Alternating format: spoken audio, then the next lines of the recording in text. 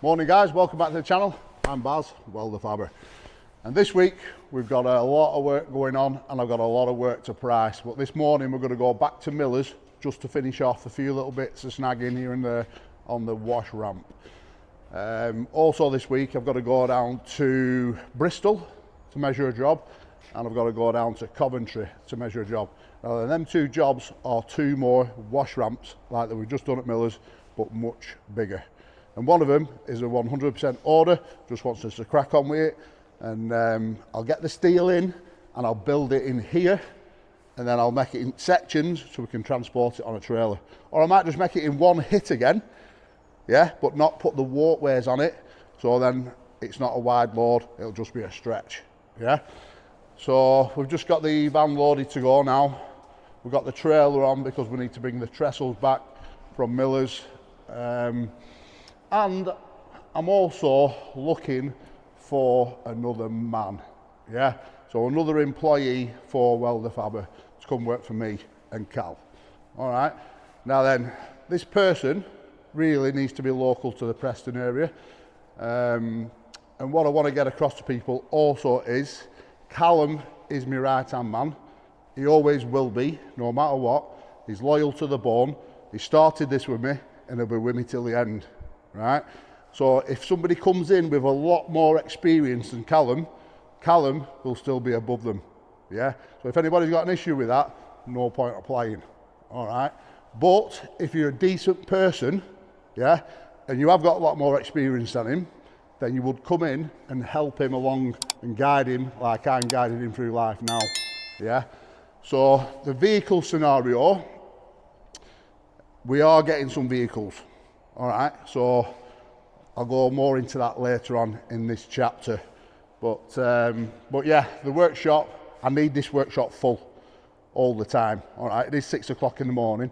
There's a few lads coming in. We've got that steel to fabricate there. We've got another 10 ton coming in this week of structural steel, all drilled and cut. Just needs the end plates on and cleats welding on. That's for DTM. All right, Thursday, me and Cal, we've got to go to Arches and Ashville. Daniel is sending his flatbed up, and we've got to put a steel floor within the centre of the flatbed. Now then, we've only got a 3-hour window with that. He's also sending another clamp bucket up for a fullet refurb, just on the welding side of things. Everything's all right on the boring side, just welding side. Basically the same as we did before, but on his spur bucket. And he needs to take the one we've done back down. So he rings me the other night and says, Baz, I'm going to send the flatbed up to pick that clamp up. Any chance you can re-floor it within 2 hours? But he's the kind of guy that you want to help out, so we'll try our best. I'll get another lad, come give us a lift and we'll box it, no problem. All right, Cal, so got the trailer on, van's loaded, let's go. Looks like the boys have been using it over the weekend.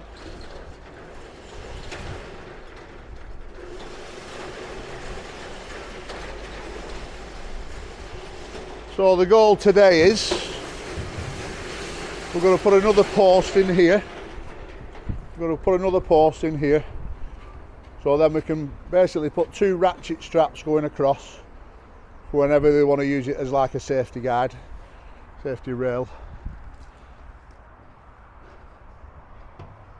And the reason why we've not put steel along that way is because of that, because they want trucks to hang over. Yeah, you can see we're limited for space. All right, but you get a big trailer on and it might be back out here. You know what I mean? So that's why we've not got that on. We've got the handrail to make for here. Dead straightforward, 900 high. So it'll probably land about there and come down. We've got the front ramps to bolt down. We've got the plates to weld on underneath there. It is actually a damn good fit. There's only that one that needed really packing up, both sides of that. As you can see, we used 300 by 300 by 3 mil packers.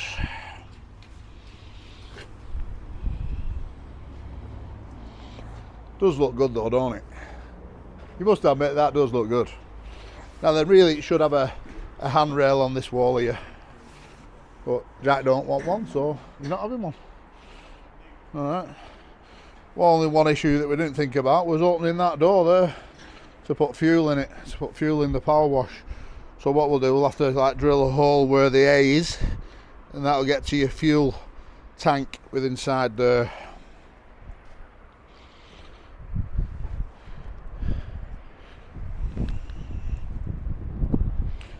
There could really do with some extra grip on. Bit of extra grip on there if in winter time you're riding up there, your back wheels could start spinning. Could. Just put diff locks in, should be right. So whilst I'm here now, there's my number one. My number one. We've got Bella Blue in for a full valet inside and out.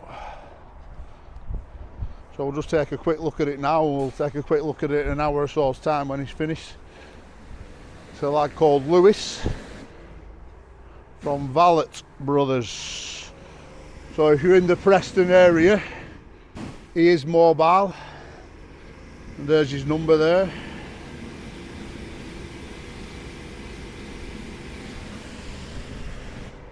I have got the sticker made for Blue, yeah, Bella Blue.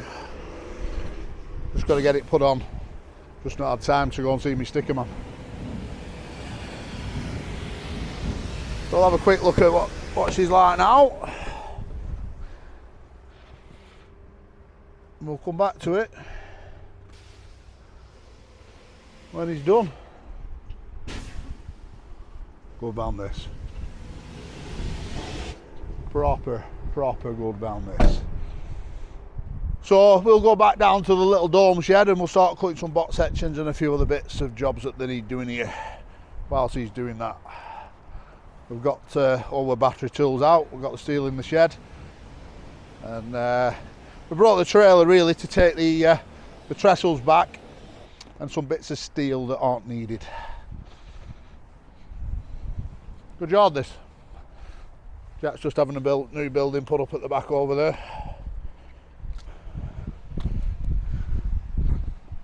Plenty of buildings around. Basically this is Jack's retirement fund. Everybody renting these units is that's his retirement fund anyway. Good kid though, good kid. So I've just went back to the workshop because I've been having a few little issues with my little forklift.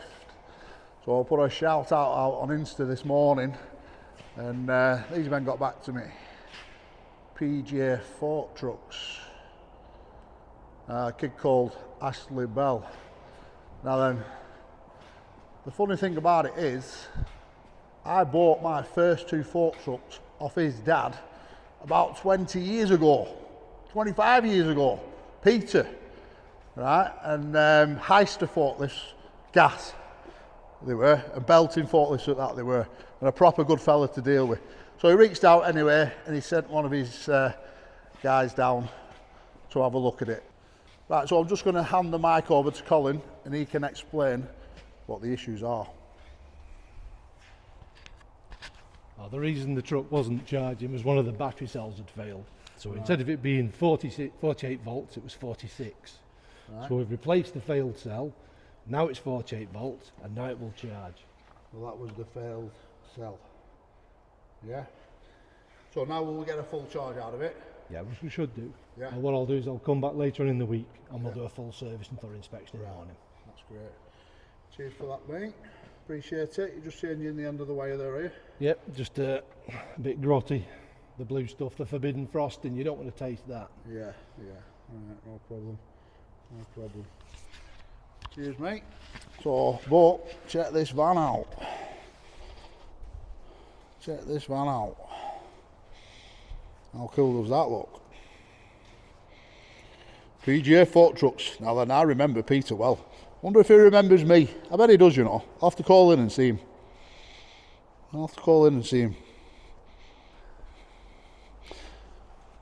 So what I want to do, I want to keep on top of this forklift, because it was a gift to me from James from Beach Hall Joinery down in London. Out of respect to him, I will never sell this forklift. Now then, he did say to me that you can sell it if you want, Baz, and trade it in against another one if it helps you out. Now then, I ain't going to do that. I'm going to keep it, and I'm going to keep it in tip-top condition, as these men will put the tickets on it that it needs over the next few days. I think when somebody reaches out like he did, and you should respect it, definitely. So yeah, I better get back to Callum. Cheers, guys.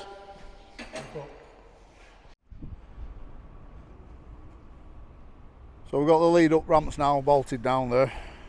Just some little 12mm fixings in them. I'm just going to bang some weld on them plates under there to the beam. And the handrail is on. Welded up. You can see it steps down there to 900mm at the top. He's got who made that? Huh? Why, did you get somebody here to give you a lift? Yeah, Somebody give you a lift, did they? Yeah, somebody driving down the road. So we've just got a post to put in at that side there now. And I picked a couple of straps up whilst I was just out then as well. So put across there, as you'll see shortly. But Lewis has just finished Bella Blue. Absolute mint ball. You done that? very good, yeah. Well done.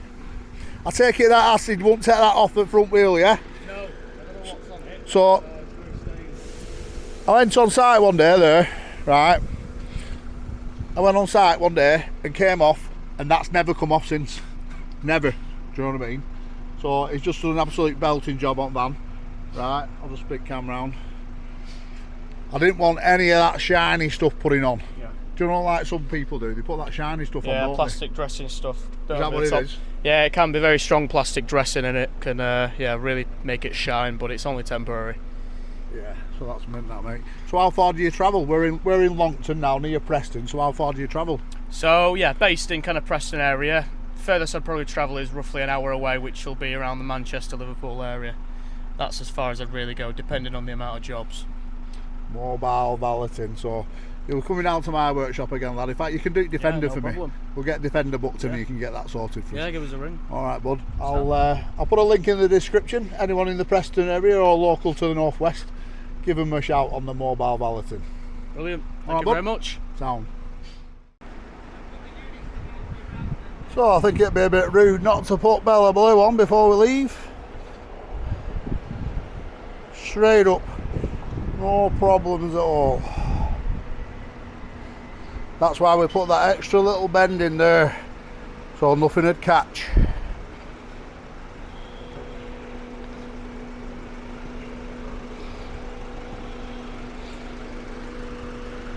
You see that extra little crank there?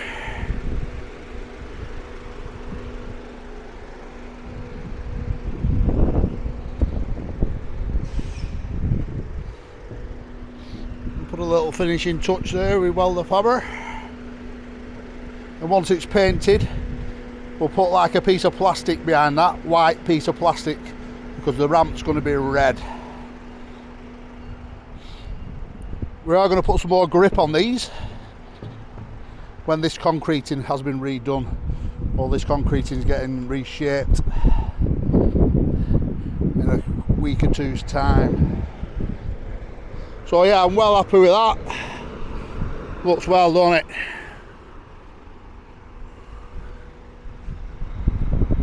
Looks really well, especially the blue one. Two little ratchet straps, just a bit of a fall protect.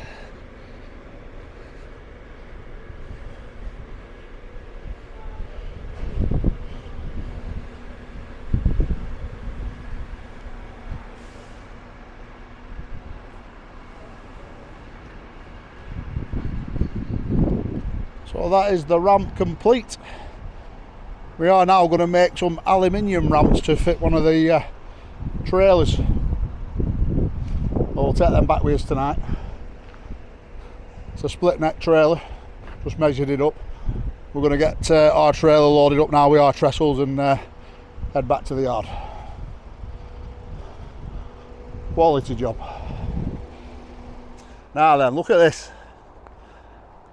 If you like your man vans, this is a man van goal for you. Proper thing, proper colour, proper thing, proper loaded as well. So this is my mate Anthony from ADR. How you doing, bud? I'm alright, how are you? He's just come down to see new shop, and we're just discussing future work together, yeah? And over time, I will introduce you to all my pals within the welding industry as time goes by. Well, this is just one of them. Tell me, my viewers, what you do, lad. Well, we're welder fabricators, same as you, but we specialise in hard-facing rotors on shredders and anything in the waste world, really. Anything that wears world. Yeah, anything really. Rotor refurbs. The kind of stuff that I don't want to do. So you can do all that kind of stuff. Yeah, that's fine. We specialise Do you know what I mean? Yep. So, I mean, I have been to look at a shredder and some work on a shredder, but it's not my cup of tea. That I don't fancy sitting in one of them things welding hard facing all night, because it's pretty much night work and stuff, isn't it? Yeah, we're doing a massive amount of like night work, especially in London. London's a big thing for us at the minute. Yeah. So what else do you do other than that? Well, we're HGV mechanics. Oh, you do fittings on? Yeah, we don't do diagnostics with computers anymore because it's a lot of hassle. But we do general maintenance, servicing. How many vans up road? There's 6, soon to be 7. We just picked another one up today. Man vans? Another man, yeah. There's one crafter. Crafter. Right, we'll not mention the other crafter that's in the background just at the moment, yeah? I don't know which one you mean. So yeah, if you're into shredders and you need a welder, yeah, this is your man. Give us a ring. I'll put a link in the description. Have you got a website? No, we're on with the website. We're still, we're only young, aren't we, as a business? So Yeah. we're still... 3 years old and got 7 to 8 vans up road. Yeah. So you're doing all right, kid? We're trying. We're just going to have the new workshop next. Yeah. That's What do the you next think of this? Some size. You like it? Yeah. Yeah. Big crane in here and it'll be good. Spot on, won't it? It'll be good. I think you'll outgrow it. You reckon? Yeah. Well, I hope I'll outgrow it. 12 but months, you'll we outgrow want to take some baby steps. Let's go up to the office and have a chat. Yeah, there we Come go. on, lad. Anyway, that's Anthony for you. One of my pals. Alright guys, we're just on our way over to the Long Bridge. I've got the director with me. We're going to look at an old 3CX that one of my pals has got, and needs some new pins and bushes on the backhoe. I think it might need new pins and bushes all over the machine, to be fair. But he wants to restore it, and we're just going to go head over and take a look. Right, so I'm just looking at this old 3CX, and there's that much work involved. I'm going to do a standalone episode on it, just on this alone. So watch out for this coming soon.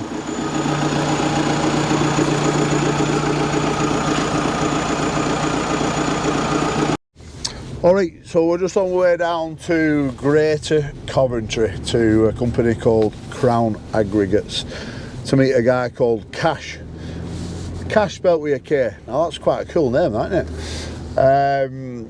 So yeah, he wants us to fabricate a wash ramp platform like we made for Miller's, but on a bigger scale, and other work with on his quarry. So I think he's actually quite a big player down here and got a big wash plant. Not too sure, but we'll see when we get there. If he has got a big wash plant, we'll get the drone up and show you viewers what it's all about.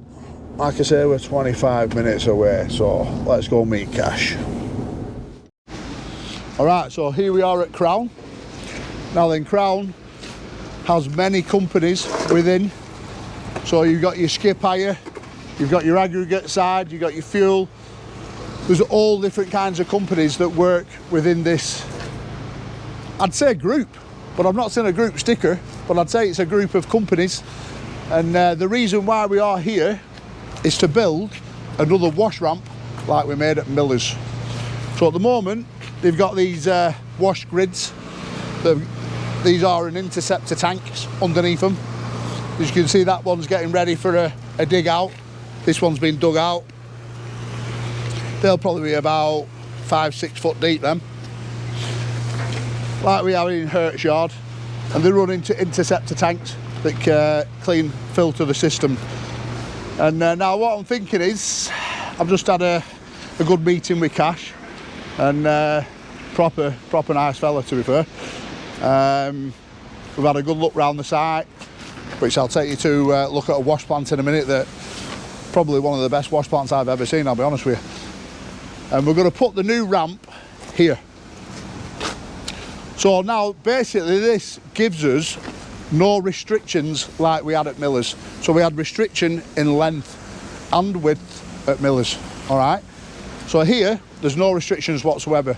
So really, we want an 8-metre platform, so you can put the full 8-wheeler on it without the back wheels hanging over, and that'll allow the truck to pull on and get out the cab safely with a handrail across the front and down the side. So it'll only need one walkway, one set of stairs, and one walkway just in front of the cab, and it'll be positioned here. So I'd say 8 metres flat, and then maybe 9 metres of a ramp. So 9 metres of a ramp going down to nothing. Now then, there is talk about maybe putting an A30 on it. I don't know. Me and Cash will have to have a think about that and decide which way we're going to do it. But if we were going to put an A30 dump truck on it, that means it'd have to be a lot wider. I'm pretty sure inside the centres of the tyres of an A30 is around 1500 mil, right? Whereas for the 8-wheelers, it needs to be a metre, right? So if we was to make a ramp to fit the A30s as well, it'd have to be still a metre in the centre, but it'd have to go out a lot wider for the big tyres, and obviously the extra 500 mil, yeah? So me and Cash will talk about that, but it'll probably come out to about here from the back. The power wash is, all they have to do is put an extension hose on and run it underneath, or maybe even put another wash next to it. But yeah, he's just told me to get on with it basically, no problem at all. So that's the kind of pull we get off social media from people following us and watching what we do, and basically putting the trust within us, yeah? So I really appreciate that, Cash, if you're watching. And what we'll do, director, is go and take a look at the new wash plant. So I know a lot of my subscribers and followers like the wash plants that I used to work on. So I'm going to show you a proper wash plant now, and this is the end product. So this is like your clay, yeah? You got 2 sections here where it drops through, and it'll be just a continuous process as it feeds around the machine. So you've only got one little 225 here that's feeding the whole lot, right? You'll have a couple of dump trucks that's feeding him, and then that will feed into this little screener here that puts it through onto this conveyor and goes up and goes round the whole process. Got a little mag belt there.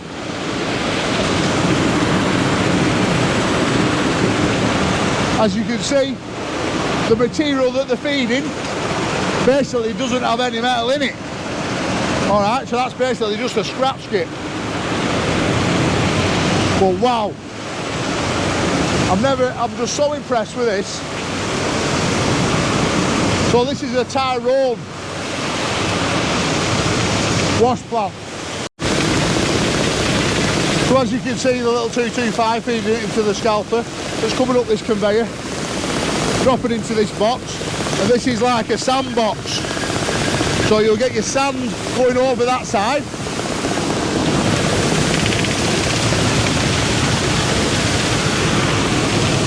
you get your oversized come over down this side here, and then you'll have all your smaller size stones coming off all them conveyors over there. And then this is one serious setup. It is only 8 months old.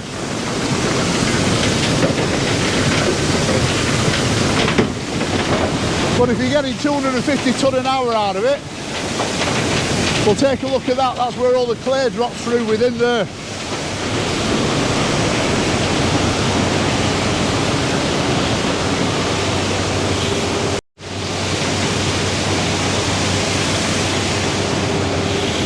Look at that big mixer there. That will come up, that will rise an extra couple of metres from that position there. That's why it's got another like spinner at the top.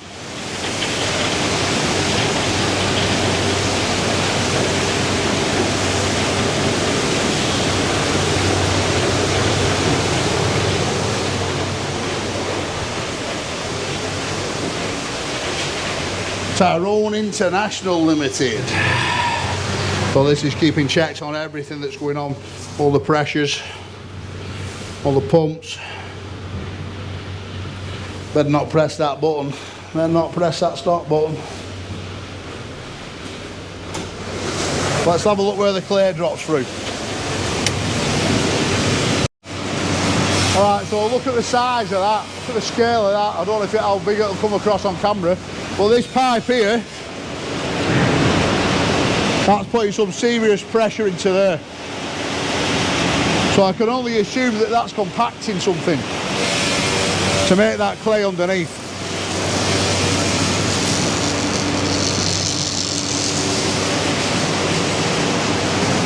Well, I should have learnt a little bit more about the process to explain to our viewers. But that is on wheels. Now then, is that moving down? Just wondering if that moves up and down. Alright, so the director will just show you now at the top that it does look like it compacts somehow, but I'm not 100% sure, so I don't really want to comment too much. But if you do want to know more about this wash plant, let us know in the comments, because the next time we come down we'll do a full walk round and talk about it properly. But before that, we'll get the drone up just to give you a bit more of the scale size of it. So it looks like something's just about to happen here now.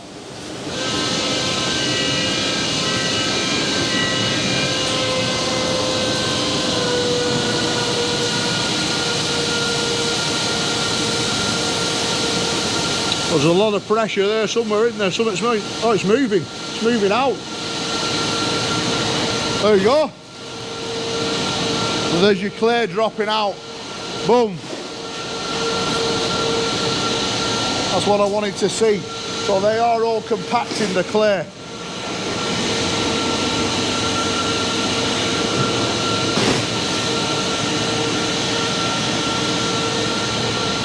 Each one of them, each one of these here now will drop a lump of clay out of it.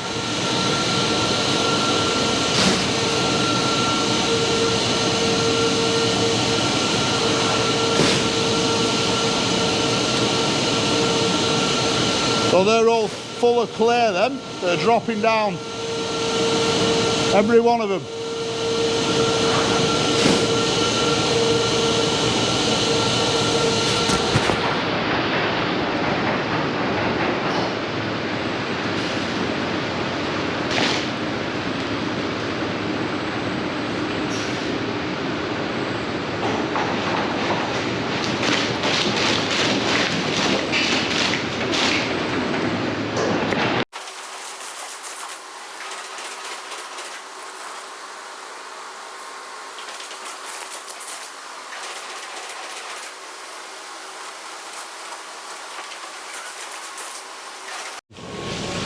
So, as we're down this neck of the woods, I've got Ashville's transmission down here.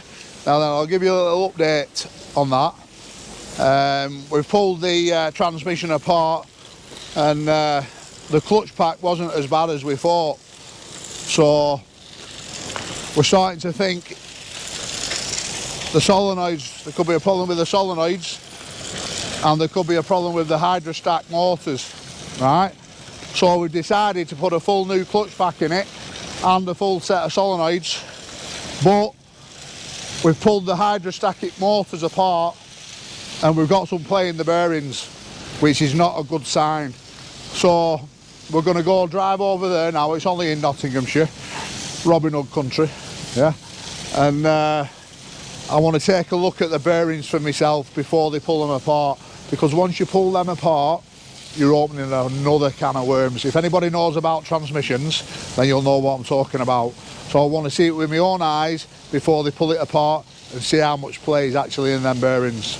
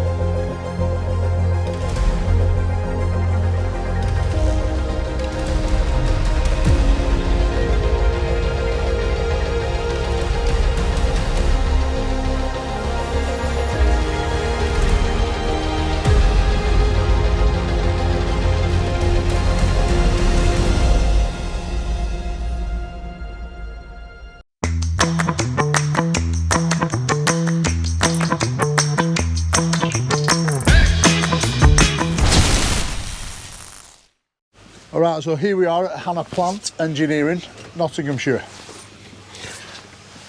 And then these boys who stripped the transmission down for us. As you can see, it looks quite a complicated thing.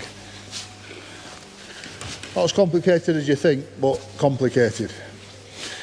Right, now then, the thing that we're waiting on at the moment is these two gaskets. About another 3 weeks on them. It was 5 to 6 weeks lead time when we pulled the transmission out. Alright, so I just want to show you, this is off a different ZF transmission. These are your new clutch plates. These are warm ones. Can you see the massive difference? Yeah. So the clutch packs within this machine aren't as bad as we originally thought. Alright. We take a look at the clutch. Yeah. But these could be the problem. They're the solenoids. Everything else seems fine. Might need a few seals here and there. Right. But the main thing that you'd look for, really, is a failure. Is something like this. You see all them filings within that filter. Right. This isn't out of this transmission. This is off a completely different job. Now this is the base of the transmission. So if we look at the oil, clean as a whistle. So there's been nothing failed within the transmission. Right? So that tells me there isn't much wrong. But we have got this. Now this is a different ball game altogether. This is a hydrostatic motor. And these two main bearings, if you can see, if you watch them, don't want to move it too much. If you look here, you can see they're playing that. In fact, I'll just get a little lever bar. First of all, can you see that movement there? Now then, that's a lot of wear, that. Can you see the movement there? Yeah. Now then, I can't place this bar at that side to do a similar kind of thing, but there's less play in that bearing there. Now then, they both need to work in sync, right? So if you're getting a little bit out, you're going to lose pressure, which could be causing the problem. Right, but the original report says clutch pack. There ain't nothing wrong with them clutch packs. So, decision time. Do we attack that and risk it not going back together correctly, because that is a mammoth task in itself, stripping that down. Right? I don't know many people that can strip that down in this country. Do it right. Might have to buy a complete unit to change them two bearings. We're in the little bit of the unknown here.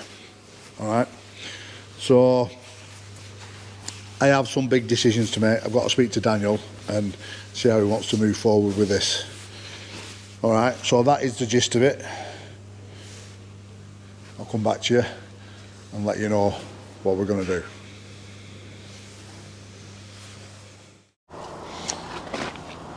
So we've now got Bella Blue named up, but more importantly, we've got our caravan. And not only has he got a van, we've got him a wrench, and it's a good spec crafter as well. And he gets the new Shindawa. Spoiled to death, his kid. And he gets the new Warrior. Invented it. I think. Yeah. Have you got your little name tag there as well? Yeah. Little Annie. Annie. So this van's named after Cal's daughter. So people who are watching this is what loyalty and hard work brings to for you. Alright, Callum came with me from the start and he's going to be with me till the end. Alright, so I thought I'd treat him and get him this van. The back is going to be re-stickered the same as Bella Blue. He's got his little compressor and his toolbox in and his gas bottles and he's all good to go. So Cal, I think I might send you out on your first job tomorrow. Yeah? We have also just received the order of cash for the wash plant. So that's a big job for us that we can make in here. We'll make it in sections so it unbolts and we can transport it down to site and just bolt it together on site dead easy. Do you know what I mean? No, we're not galvaning, it's going to blast and paint it on site, same as Jack. So that's good for us. That van's in for a new steel floor and some racking. In fact, we've got 2 of them to do for HRL. That's Hague Rail Limited, one of my pals. We're in a bit of a mess at the moment because we've got loads of racking to make for steel. We've got steel on here for Ashville's flatbed. That's coming up tomorrow, Cal. You'll be flying up there to do that. The other clamp bucket's coming up from Ashville as well, off his Libra, and he's going to take the one back down with him that we've already done. All right. Now, he's given us a 3-hour window. Right. So Ben, I think Ben, his driver, he's setting off at about 4 o'clock in the morning, so he should land up here about 9:30, I'd say, traffic. Yeah. Then we're going to take the wood. I don't think there's much wood left on it, to be fair, that flatbed. Take the wood out the centre. We're going to weld some box sections on the cross members, and then we're going to set the steel plates onto these and weld the steel plates to the actual chassis frame on the flatbed. So it basically has steel running down the centre and then it'll have wood replaced at each side, as you will see tomorrow. But I thought we'd take a big step in getting Callum a van because I'm getting that many inquiries now where I could get him out on road and keep him busy, rather than us both going in one van. There is also some good news from Shindawa that will probably be in the next chapter or 2 anyway. I've got Tom coming up from Shindawa with a device that you can connect both sets together, Cal. Right? So basically we've only got 300 amps here, haven't we? Absolutely brilliant. I can't recommend them enough, these sets, to anybody, right? But you can also connect that to another one to get 600 amps. So if we want to do some more arc gouging, yeah, connect both sets together. If we're on site, we'll probably get up to 10 millicarbons and try it, yeah. But we will do a video on that and show you how it goes. I'll be interested to see if it'll do the carbons and run the compressor at the same time. Otherwise, we'll have to run a compressor from site, separate feed to the units. All right, but time will tell. Might be worth getting a Autovolt compressor, if that's the case. Autovolt compressor, yeah. Yeah, maybe. You never know. But, what do you think? Awesome. Appreciate it. Yeah? Oh, you're getting a big smile there off Cal. Listen, he's earned it, and he'll continue to grow with the company. So, all right, kid. Awesome. So, like I did put a mention out that we will be taking people on. This is what we will do for other people, but obviously it will take time. We're only 7 weeks in. 7 weeks in? Yeah, 7 weeks in. Order book full, and we've got our second van. So yeah, I'm well happy with the way things are moving forward, and I hope you guys are enjoying watching us build a company. Yeah, there might be a lot of talking involved, but there is a lot of talking involved when you're building a company. So, you know, I don't want to push it too much, but if you're not seeing more welding, fabricating that you want to see, it's because we're building a company. So anyway, it is what it is. Right guys, so we're at the end of a midweek chapter here and now, and the director has just called in to tell me that we've hit bingo, like he does. Yeah, here we are in my new office. Very old-fashioned, oldie worldy, but just how I like it. You know, I've even stepped back in time to, that was the first clock I had in my original office back in 1999. Monarch Welding and Fabrications Limited was our first company. Me, the director, my father and my sister, who both them two have both passed since then. Okay, so what I wanted to do was make my office as it was all them years ago, and I'm not bothered what anybody thinks. That was even at the original office. Do you know what I mean? And yeah, we have got more modern technology, but you know, that's how it was, with a little drawing board. That's what I used as CAD when I first started out, before I started taking engineers on, and structural engineers and draftsmen and detailers, as I did have many staff working for me years after that. So basically we've gone back to zero, you know, and we're, you know, as you're watching it, you're watching the company grow, aren't you now? So it is growing at a rapid pace. I do need more men, and yeah, so this, you know, within this next few chapters, especially Saturday's episode that's coming out, you'll see the Ashville flatbed being repaired. We'll take a look at the clamp bucket that it sends up for repair. We have gone more into depth on the transmission that we pulled out of the machine. We are having a few issues getting parts for that, but we will get them, and we'll get it boxed off, and we'll get it back in the machine as soon as possible. But 2 gaskets are taking 5 to 6 weeks. Yeah, so we've got to go over to Baxenden, and we've got to go over to Every Trade, and there will be in Saturday's episode, so plenty coming up for you. And yeah, please like and subscribe, guys, and I'll catch you on the next one.